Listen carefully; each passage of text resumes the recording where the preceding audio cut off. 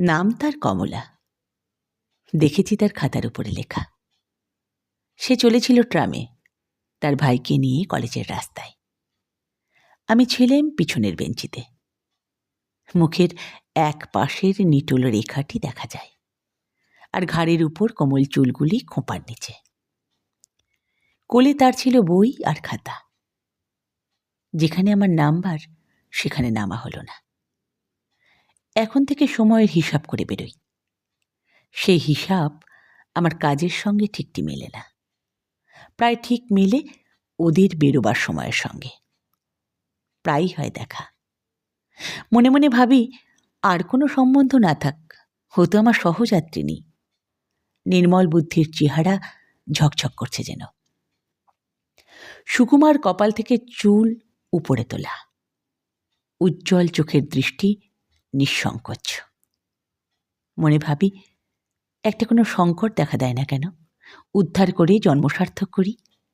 রাস্তার মধ্যে একটা কোনো উৎপাত, কোনো একজন গুন্ডার স্পর্ধা, এমন তো আজকাল ঘটেই থাকে। কিন্তু আমার ভাগ্যটা যেন ঘোলা জলের ডোবা। বড় রকম ইতিহাস ধরে না তার মধ্যে। নিরীহ দিনগুলো ব্যাঙের মতো একঘেয়ে ডাকে। না সেখানে হাঙর কুমিরের নিমন্ত্রণ, না রাজহাঁসের। একদিন ছিল ঠেলাঠেলি ভিড়। কমলার পাশে বসেছে একজন আধা ইংরেজ। ইচ্ছে করছিল অকারণে টুপিটা উড়িয়ে দিই তার মাথা থেকে, ঘাড়ে ধরে তাকে রাস্তায় দিই নামিয়ে। কোনো ছুতো পায়নি, হাত নিষ্পিস করে। এমন সময়ে সে এক মোটা চুরোট ধরিয়ে টানতে করলে শুরু। কাছে এসে বললুম, ফেলো চুরোট। যেন পেলেই না শুনতে। ধোঁয়া ওড়াতে লাগলো বেশ ঘোরালো করে। মুখ থেকে টেনে ফেলে দিলেম চুরোট রাস্তায়। হাতে মুঠো পাকিয়ে একবার তাকালো কটমট করে, আর কিছু বললে না। এক লাফে নেমে গেল। বোধহয় আমাকে চেনে। আমার নাম আছে ফুটবল খেলায়, বেশ একটু চওড়া গোছের নাম। লাল হয়ে উঠল মেয়েটির মুখ। বই খুলে মাথা নিচু করে ভান করলে পড়বার। হাত কাঁপতে লাগল। কটাক্ষেও তাকালে না বীরপুরুষের দিকে। আপিসের বাবুরা বললে, বেশ করেছেন মশাই। একটু পরেই মেয়েটি নেমে পড়ল অজায়গায়। একটা ট্যাক্সি নিয়ে চলে গেল। পরদিন তাকে দেখলুম না, তার পরদিনও না। তৃতীয় দিনে দেখি একটা ঠেলা গাড়িতে চলেছে কলেজে। বুঝলুম ভুল করেছি গোয়ারের মতো। ও মেয়ে নিজের দায় নিজেই পারে নিতে, আমাকে কোনো দরকারই ছিল না।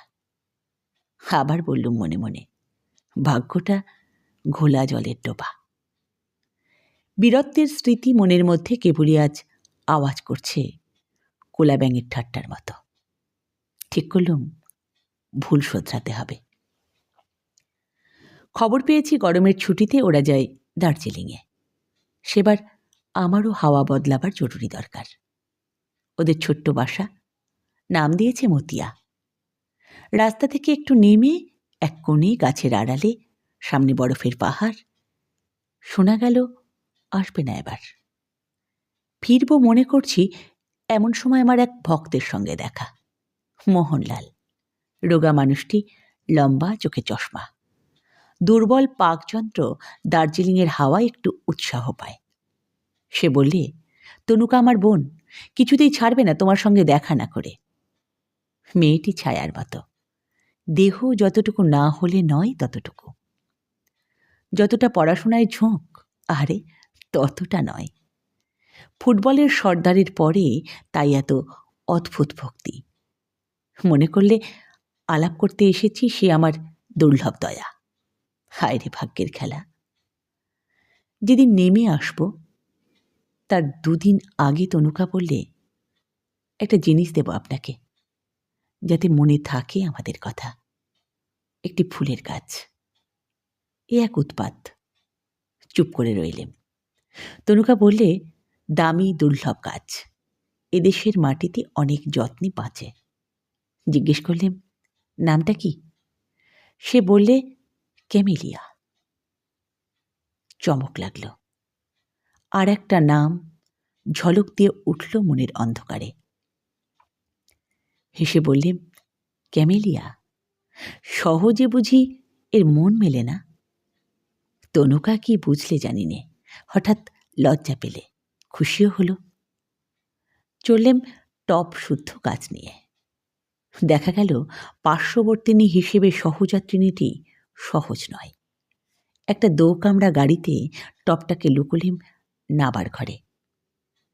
থাক এই ভ্রমণ বৃত্তান্ত, বাদ দেওয়া যাক আরও মাস কয়েকের তুচ্ছতা। পুজোর ছুটিতে প্রহসনের জবনিকা উঠল সাঁওতাল পরগনায়। জায়গাটা ছোট, নাম বলতে চাইনে।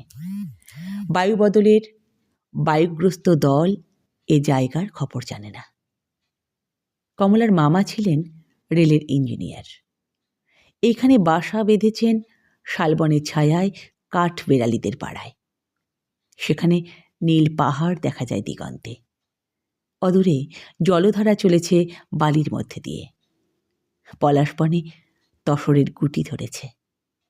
মহিষ চড়ছে হর্তকি গাছের তলায়, উলঙ্গ সাঁওতালের ছেলে পিঠের উপরে।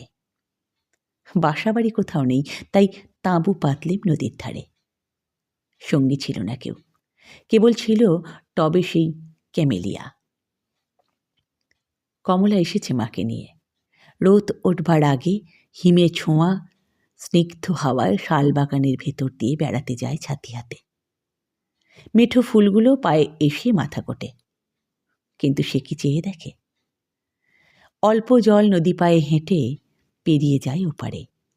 সেখানে শিশু গাছের তলায় বই পড়ে। আর আমাকে সে যে চিনেছে তা জানলেম আমাকে লক্ষ্য করে না বলি। একদিন দেখি নদীর ধারে বালির উপর চড়িভাতি করছে এরা। ইচ্ছে হলো গিয়ে বলি, আমাকে দরকার কি নেই কিছুতেই। আমি পারি জল তুলে আনতে নদী থেকে, পারি বন থেকে কাঠ আনতে কেটে, আর তাছাড়া কাছাকাছি জঙ্গলের মধ্যে একটা ভদ্রগোছের ভালুকও কি মেলে না? দেখলেম দলের মধ্যে একজন যুবক, শটপড়া, গায়ে রেশমের বিলিতি জামা, কমলার পাশে পা ছড়িয়ে হাভানা চুরট খাচ্ছে।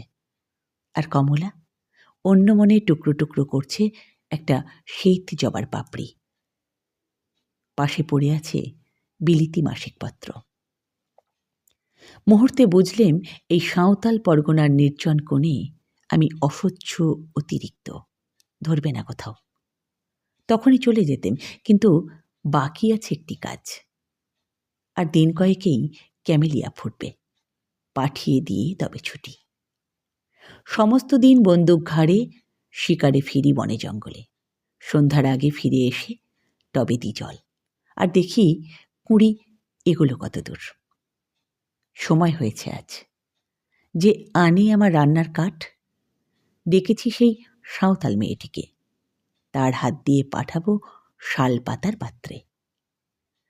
তাঁবুর মধ্যে বসে তখন পড়ছি ডিটেকটিভ গল্প। বাইরে থেকে মিষ্টি সুরে আওয়াজ এলো, বাবু ডেকেছিস কেনে? বেরিয়ে এসে দেখি ক্যামেলিয়া সাঁওতাল মেয়ের কানে, কালো গালের উপর আলো করেছে। সে আবার জিজ্ঞেস করলে, ডেকেছিস কেনে? আমি বললাম, এই জন্যেই। তারপরে ফিরে এলেম কলকাতায়।